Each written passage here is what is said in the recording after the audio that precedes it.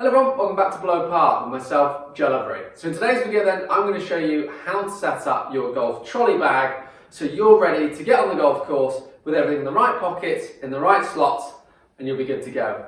So for those of you watching this video, please make sure to hit that subscribe button. We really appreciate all the support we're getting at the moment. The last video with the golf bag, with the carry bag, really kicked off on how to set up your golf bag. So if you've not seen that, make sure to check that out if you're carrying a golf bag. If, however, you use a trolley, stay tuned and we'll get into the video. So first off then, I thought it was worth looking at the dilemma we have. So we have a cart bag here that is the Titleist stay dry bag, so fully waterproof.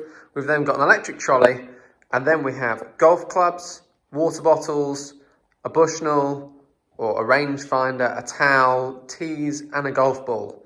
All has to go in there. And then we've got things like waterproofs, rain hoods, all that sort of thing to go through as well. So lots to cover in this video. This here we can see has a 14-way divider. You've got 2 side pockets on each side and then 3 main pockets going on the front. So quite a standard looking layout for a trolley bag. So the important thing to note then with golf bags is they're not all made the same. This one is sloping towards the front, so it does have a slight tilt on it, and the large pocket is at the top. So the large pocket then is designed for a putter. The idea being that a lot of putter grips now are getting much larger, meaning it's going to give you a chance to actually get the club in. So there's 13 small dividers and 1 large divider at the top. So what I'm going to do is slot my putter in the top. And then we're going to start from the wedges and work our way up. And I'll explain this in a moment. And then what I'll do is I'll swap a few clubs around and explain why having your woods at the bottom, despite a head cover issue, isn't actually the best way to go. So let's grab some wedges.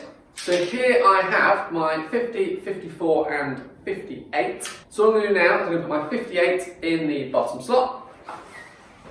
And I'm going to put my 54, next highest loft, in the next slot. After that then, I have my 50 degree. This then will be followed by my short irons and my pitching wedge, which will go just above, like so. So, pitching wedge, 9, 8, 7 then into this corner. From there then, we keep going up with the irons. So, I personally carry a 6, 5 and a 4. So my 6 iron is going to slot in like so, a 5 and a 4. This now brings me on nicely to the woods. What I'm going to do first though, before I put the woods in, I'm going to show you what this setup looks like from this angle so you can see it well, and then we'll go about putting the woods in. This is mainly then just so you can all see exactly what I've done here. So we've got 58, 54, 50, pitch, 9, 8, 7, 6, 5, 4, all nicely laid out like so. I will explain again the reason for this in a moment. Now you can see when I do this here, that slightly larger putter well for the putter. As I say, I quite like to put it in sideways, just feel like it makes a bit of room. Nothing wrong with it dangling down like so. Just make sure though it doesn't rub against the graphite on your woods.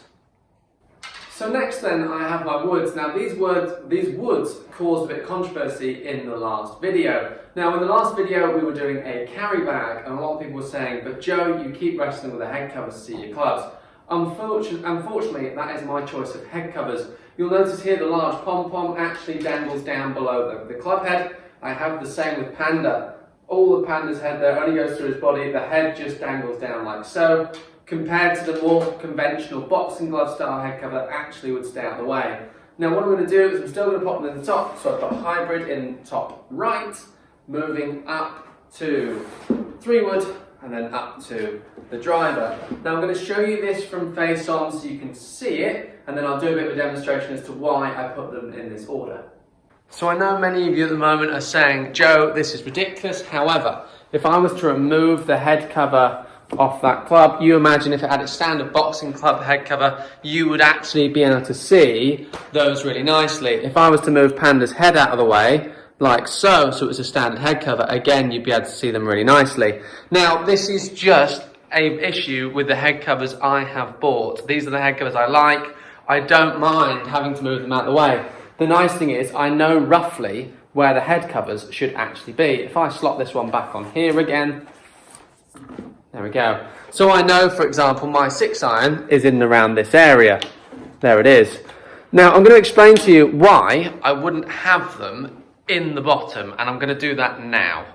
So I've just done a really simple switch here, taken one of the wedges out and put a driver in and taken the other woods out. So at the moment the head cover, in fairness, is hiding the problem quite well. You also notice the head cover now sits against the frame, so you can see it is a big head cover. Again, that's my choice of head cover.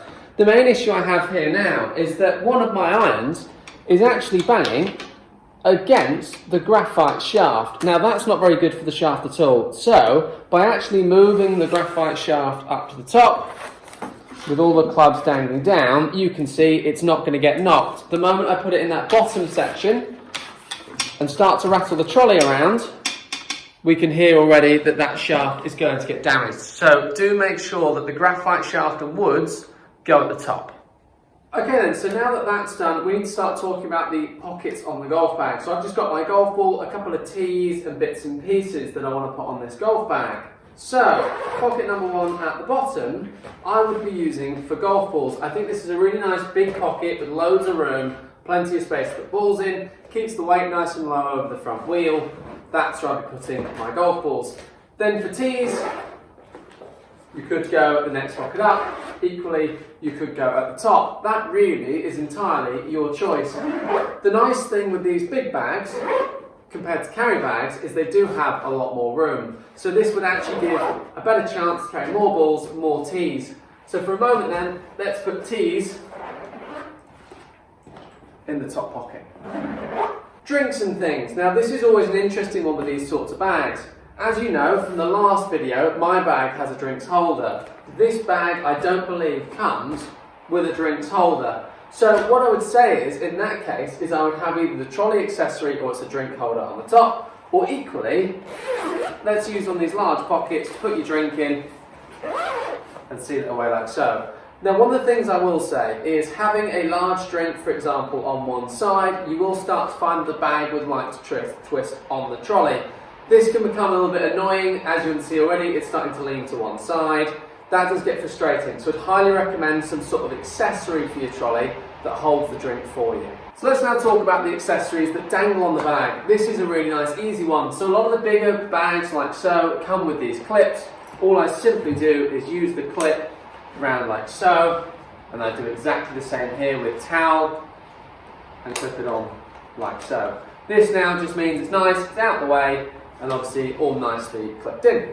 So another quick tip then, for those of you using a trolley and using the umbrella holder in the bag, I would highly recommend that when you put this strap round, don't try and stretch it around the brolly, because then you have to unattach it again to get the brolly out. Your best bet is just moving the brolly to one side like so and pulling it through underneath, or equally if that's difficult, take the brolly out, do it, and then pop it back in again. I know it seems like a little bit of a faff, but I promise you it'll be worth it when it starts to rain.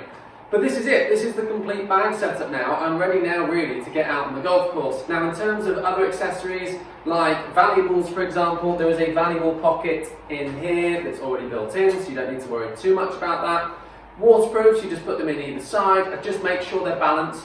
Bags have a habit of tipping quite a lot when they're on the trolley, so just make sure that the thing's balanced. This is why now the main pockets are on the top of the bag. But as I say, this now is your complete bag setup. You're ready to go on the golf course and ready to go and play. So guys, thank you very much for watching. We really enjoy bringing you guys lots of content at the moment. Loving seeing the channel grow as well. So hopefully you'll all join us on that by hitting the subscribe button.